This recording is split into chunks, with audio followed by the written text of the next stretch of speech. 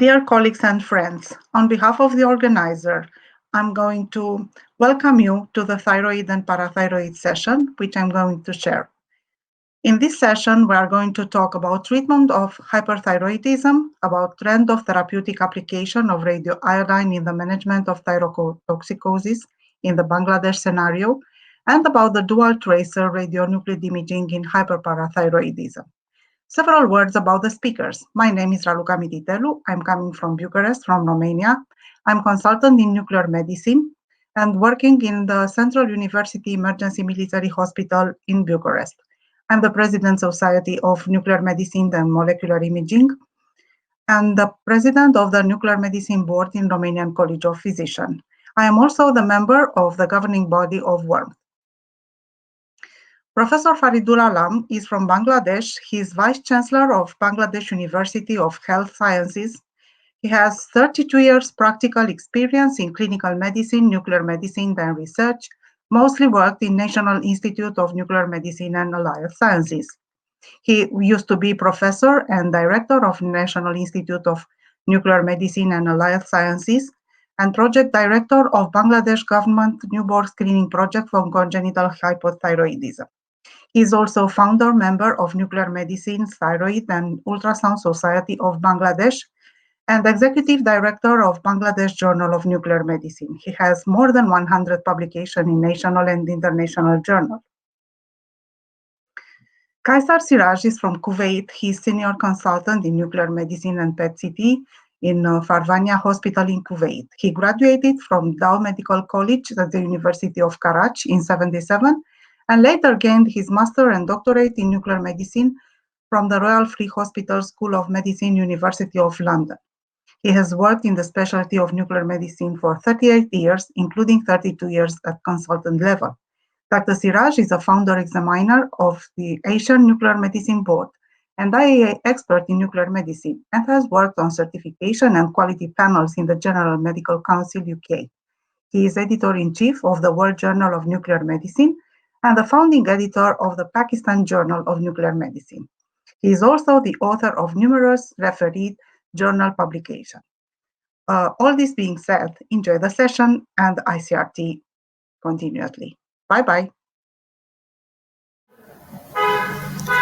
Hello, good morning to the global viewers of the virtual 5th International Conference on Radiopharmaceutical Therapy. I am Professor Faridul Alam from Bangladesh. I am going to present the trend of therapeutic application of radioiodine in the management of thyrotoxicosis, Bangladesh scenario. I like to thank the organizer, the WORM and ICRT for giving me the opportunity to be here with the distinct audience of the world. I like to thank all the persons who are with me and with the organizer. Thank you very much once again. The Bangladesh is a very small country in the South Asia, 144 square kilometers, having a population of 175 million. And it's a very thickly populated country, having 134 person per kilometer. This is the highest in the world. And we have another record that is the world's biggest sea beach in Bangladesh, that's the Cox's Bazar, and biggest mangrove forest of the world, which is situated in the southern part of our land near the Bay of Bengal, which is about 2% of our land. This is the glimpse of the mangrove forest, the Sundarban, and that is the longest beach where from you can see both sunset and sunrise. That's a very big one. Thank you very much. Now I like to present the therapeutic application of radioiodine in Bangladesh. Bangladesh started radioiodine practice in 1962 since its inception in Bangladesh, which is run by Bangladesh Atomic Energy Commission. National Institute of Nuclear Medicine, which is the largest center of excellence for academy, research, and major work for clinical and diagnostic purpose in nuclear medicine. For information, Bangladesh was a iodine deficient area, but now the scenario changed. And after the universal iodination of 25 years, mostly iodine sufficient areas other than few pockets. And we started radioiodine therapy for thyroid patient in mid-60s. That was started in Dhaka Medical College, and it was scattered in 4 nuclear medicine in the another in the Bangladesh, which was in different parts of the country. And after the liberation of Bangladesh, there are about dozens of new nuclear medicine was established. Of them, the National Institute of Nuclear Medicine, which is the Weston. But our practice in radioiodine therapy was very inhomogeneous, and the dose and patient selection that was very different from center to center. But in 2002, the Bangladesh Nuclear Medicine Society, along with endocrinologists, internists, ENT surgeon, oncologists, jointly finalized a protocol for radioiodine therapy management of the thyrotoxicosis patient. And that was published in Bangladesh Journal of Nuclear Medicine in 2002. After 10 years, we have seen there are many things to develop. So Bangladesh Nuclear Medicine Society organized a seminar in the February 2005, and you can see the most of the nuclear medicine specialists of the present in that nuclear medicine conference. And you can see the Professor M.A. Karim and me at that time. I was the Secretary General of the Bangladesh Nuclear Medicine Society. At that time, all the senior people here, they managed a seminar and they improved the previous protocol, and that was published in the Bangladesh Journal of Nuclear Medicine. For your information, the Bangladesh, like in other countries, the Graves' disease is number 1, which is more than 76%. Other thyrotoxicosis, like single or multiple nodular toxic goiter, are also present. And before giving the treatment, we take the following matter into consideration for the high-risk patient, like toxic patient, which has got 2 to 3 times higher normal FT4 than cardiac patient with active ophthalmopathy, old age, low iodine 1,3 on uptake with high FT4, patient with very large goiter. You can see a patient with high volume of thyroid. We do the investigation like FT4, TSS, FT3, radioiodine uptake, then thyroid scan by technetium nowadays used, but previously we used iodine for scanning, and we do high resolution ultrasound, especially for the pregnant woman. And thyrotropin receptor antibody TRAF was not done before, but nowadays we are using it, especially in our national institute. Other antibodies and blast tests like WBC-HR, SGPT, serum creatinine also do as a pre-investigation. And the pre-treatment protocol, we use, you see, the Numarcozole 15 to 45 milligram a day, and it's continue until the patient is mildly toxic or euthyroid. Then you withdraw the Numarcozole for 3 to 5 days and give the radioiodine therapy. The dose usually in Graves' disease is this modified dose we call 10 to 15 millicurie, and for nodular goiter, single or multiple, and single it is 15 to 20, and for multinodular it is 15 to 25. So a big dose is given for toxic multinodular goiter.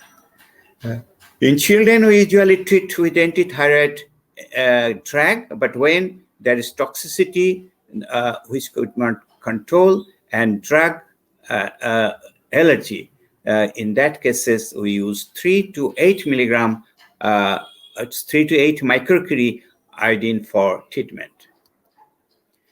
You have seen that we stop radioiodine before giving radioiodine. The antithyroid drug, it takes 3 to 5 days, which is not easy to be for a patient who are coming from the village to stay in the hotel. That costs a lot of money. So I tried a study how the uptake during the antithyroid drug, and it was seen the uptake is about at that time that is before it was, I think, 1995. At that time the uptake was very good. So I tried to give a radioiodine therapy at that time with my group just after at the day of stopping antithyroid drug. So that was our practice, but it is not well accepted. But I still further research could be done on this matter. And I am showing another publication, effect of single dose of radioiodine therapy on volume. This paper was published very recently, 2018, and 300 patients studied, and you see the 42% volume was reduced in 3 months, and 65 volume reduction in 6 months, and 85% volume was reduced in 12 months. The volume reduction is proportional to the thyroid hormone level in the grade stages. That was the finding of our study. And outcome of radioiodine therapy, you can see hypothyroid is number 1, then euthyroid. Some patients remain still hypothyroid that needs further doses and lag behind. The TSS is lag behind and FT4T is normal. In that case, we wait and see. It is another publication, outcome of fixed dose radioiodine therapy in hyperthyroid patient that was done in National Institute of Nuclear Medicine. And we see the follow-up at 1 year, the permanent hypothyroidism in 61% and cumulative incidence hyperthyroidism progressed to increase to about 80% in 5 years. Successful radioiodine therapy attained the euthyroid or hyperthyroid state, and multiple radioiodine therapy needed in 11% of the patient. Fixed dose radioiodine cost effective, and its success rate is almost 89%. You can see there is another publication, outcome of the radioactive iodine therapy in hyperthyroidism, study of 3,097 patients. That's a big study. That study was done from the patient records in 24-hour study. Actually, we have seen the patient was given dose in 1981 to 2003, and 94% needed single dose in 5 years, and 26% up to 3 doses. Ultimately, most patients became euthyroid. Actually, at that time, we use low doses and calculated dose. So low and calculated dose, the assessment is lower than the higher fixed dose. There's another study, importance of spacing between radioiodine dose in the treatment of hypothyroidism, when we'll start the second or third dose. We have seen it is better to give radioiodine after at least 6 months. That may go for after 1 year or 2 years, but at least 6 months. That should be choice from case to case. The patient burden in our nuclear medicine establishment, we have seen in the last, we have given therapy in last a few years. I mean, from starting, that is 15,000. The highest number is in our institute where I work, National Institute of Nuclear Medicine and Allied Sciences. That is 8,406. Presently, neglected and complicated patient is much less as it was before. I think because of this is because the awareness and the facility, increasement of the facility. Experience with children, adolescent. We have very good experience. Radioiodine is safe and effective for the thyrotoxic in childhood and adolescent, and suitable as good as second-line therapy for patients with severe complication. Actually, we take, after giving radioiodine therapy, 5 to 7 days to have patients about patient radiation safety. We don't do hospitalization. We advise the patient to avoid close contact with, especially for the women and children, pregnant women and children, use of separate bed, drink plenty of fluid and void frequently, chew sour candy, flush toilet twice after use, bath shower every day, use separate utensil, don't feed a child or a cook, avoid pregnancy for 6 months. And all these things in this booklet we given to the patient written in our Bengali language in mother tongue, so the patient can understand easily, and the patient consent and prescription, a follow-up, everything is written in this book, so the patient can understand easily. We also treat acute thyroiditis, and we see that after diagnosis by hormonal analysis, radioiodine uptake, technetium uptake, lab test, blood picture, clinical evaluation, we give them a painkiller, CD, propranolol, and 50% patient is cured usually. And some patient needs longer treatment, some patient need steroid.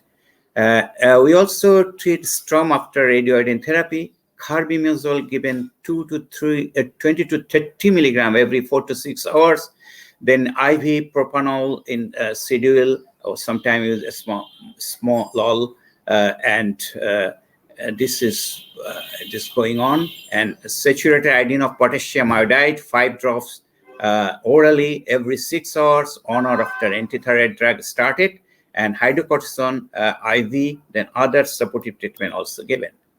In conclusion, I like to say that Bangladesh has a long history of radioiodine therapy with its success, and it has shown very effective and safe. Can be used at any age and sex. Fixed dose as good as calculated dose, even better in single use, and cautiously used in old cardiac and exophthalmic patient is needed. Of course, radiation safety is always always needed. And thank you very much. This is the World Thyroid Day.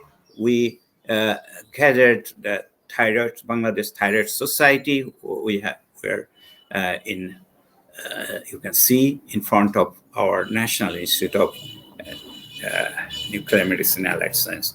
Thank you very much. Finally, I like to thank my co-author, Professor Jinat Zabin, Nurun Nahar, Ryan Hussain, and Fatima Begum. Thank you all, and very good evening and good night to you all. Thank you. Hello, I am Qaisar Siraj, consultant in nuclear medicine at the Farvania Hospital in Kuwait. The title of my talk is Dual Tracer Radionuclide Imaging in Hyperparathyroidism, Thallium-201 Parathyroid Scintigraphy Revisited. The outline of my talk is as follows. We will discuss the parathyroid anatomy, embryology, and physiology, briefly followed by clinical context of hyperparathyroidism, parathyroid gland imaging, the radiopharmaceuticals being used, the scintigraphic techniques, planar thallium imaging, followed by planar sestamibi imaging. Then we will show you SPECT-CT imaging and some cases, and go to the topic of revisiting thallium parathyroid scintigraphy. And I suggest in the end a tailored approach to radionuclide parathyroid imaging. Parathyroid glands are 2 pairs of glands, superior and inferior glands, but they can vary. They are usually 4 in number, but the glands can vary from 2 to 6, 30 to 50 gram in weight. They're located over the posterior aspect of the thyroid, over behind the middle and the upper 1/3 of the thyroid, and behind the lower pole of the thyroid. And they're composed mostly of chief cells, which are responsible for parathyroid hormone secretion, and a smaller number of oxyphil and clear cells. Embryological origin of the thyroid, parathyroid, and the thymus gland. The superior parathyroids develop from the 4th pharyngeal pouch, whereas the inferior develop from the 3rd and migrate downwards along with the thymus to the lower pole, where the thymus keeps on migrating, and that's why inferior parathyroids can have variable ectopic locations. The ectopic locations can be anywhere from the angle of the jaw to the base of the heart, and there is an incidence of 5 to 20% And you can see the various locations could be undescended, retropharyngeal, intrathyroidal, posterior, superior, and true mediastinal. Now, the parathyroid, these glands are responsible for calcium homeostasis. If there is a reduction in serum calcium causing hypocalcemia, it triggers calcium sensing receptors, which releases the parathyroid hormone, which acts on various organs, including the bones, the kidneys, the liver, and increase the parathyroid hormone, increase the calcium levels, and restore the calcium balance. The classical symptoms of hypercalcemia, known as moan, bones, Crohn's, and renal stones involving the gastrointestinal system, skeletal, neuromuscular, and renal, are no longer seen because of the current status of early laboratory diagnosis. The patients are mainly asymptomatic with normal or borderline sporadic elevation in serum calcium with an inappropriate, low elevation, but elevation nonetheless in PTH. This is what is called the eucalcemic or normocalcemic hyperparathyroidism. It is mostly caused by parathyroid adenomas, which are frequently chief cell adenomas, and less frequent are the oxyphil or oncocytic adenomas, and rarely they are water clear cell adenomas. And cystic adenomas are nothing but a parathyroid, functional parathyroid cyst. Parathyroid hyperplasia can also cause primary hyperparathyroidism. The chief cell hyperplasia is common, followed by rarely by water clear cell hyperplasia. Now, the rationale of localization of parathyroid is a good surgeon can always easily excise the parathyroid gland very nicely. However, with the advent of minimally invasive surgical techniques in 1990s, the classical neck exploration has been now replaced and together with accurate and sensitive preoperative localization technique and with the rapid intraoperative parathyroid hormone level assay together with intraoperative gamma probe localization of the culprit parathyroid lesions have revived the need for preoperative localization. Here is the gamma probe, and here is the images from the radio-guided minimally invasive surgery. Appreciate the small scar.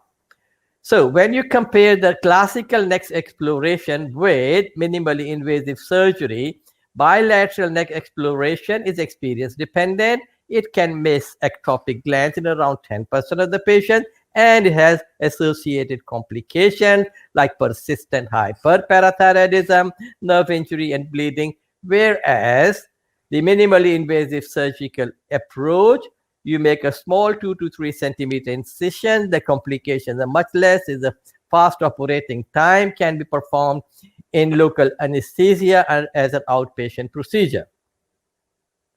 So we have two modalities for parathyroid imaging, the structural and the radionuclide. The structural include ultrasound, CT, lately 4D CT, MRI, and rarely angiography. With radionuclide imaging started with selenium-methionine, followed by thallium subtraction scanning, and lately maybe parathyroid scanning. And you, of course, with the advent of new instrumentation, you've got SPECT and SPECT CT, and where available, PET CT can also be performed. The radiopharmaceuticals initially introduced were cyanocobalamin and selenium-methionine. The mechanism of localization is incorporation into the proteins.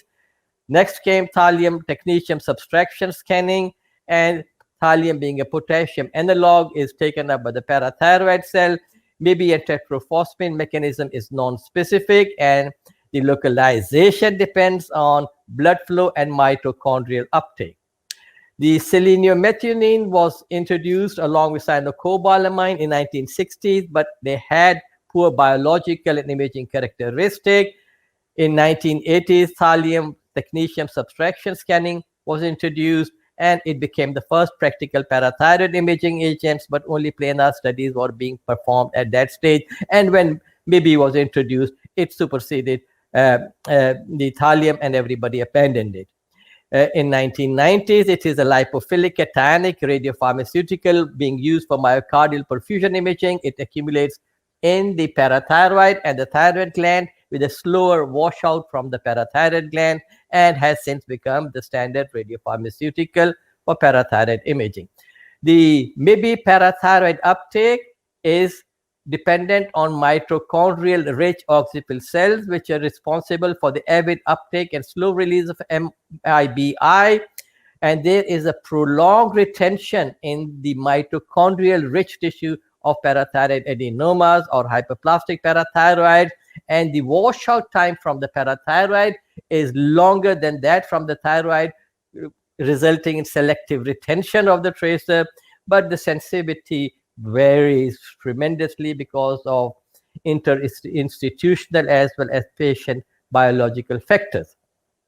Now we start with the thallium or the other modality, dual isotope subtraction scintigraphy. You can image and you can image the thyroid and the parathyroid with either thallium, maybe or tetraphosphine, subtract and image the thyroid with pertechnetate or iodine, and subtract one for the other, and luckily you'll be left with a parathyroid adenoma or a hyperplastic gland.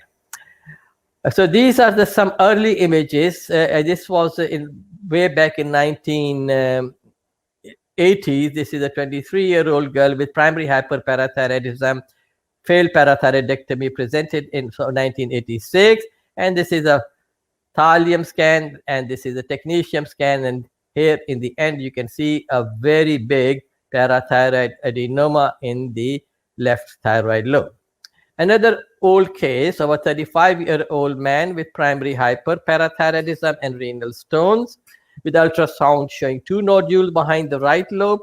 And here we have a thallium scan, shows uptake in the right upper lobe, and technetium scan shows uptake in the right lower lobe, and the subtraction scan shows intense focus of activity in the right. So a case of a thyroid adenoma and a parathyroid adenoma in the same patient.